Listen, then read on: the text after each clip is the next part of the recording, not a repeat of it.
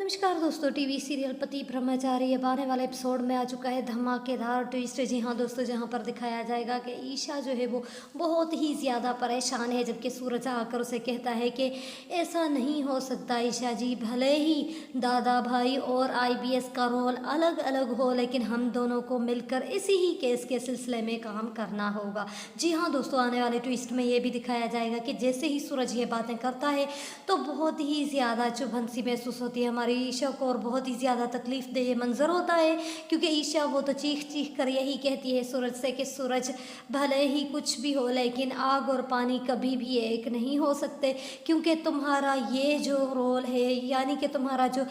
Style है, ये मुझे चुभ रहा है मेरी आंखों में, और मैं तुम्हें इस लिबास में कत्तन देखना नहीं चाहती थी। तभी सूरज कहता है कि तुम जानती हो कि ये एक और इंसान है, और जो तुम जिस सूरज को जानती हो वो कहीं दूर छोड़ा, यही तो मसला है। ईशा कहती है कि सूरज, मैं जानती हूँ कि तुम्हारे अंदर आज भी वही सूरज जिंदा है, लेकिन तुम क्यों उसे छुपाने की कोशिश कर रहे हो। जबकि सूरज कहता है कि फ़िलहाल हमें इस मामले को हैंडल करना है, और इसी ही केस के सिलसिले में मैं तुम्हारे पास आया हूँ।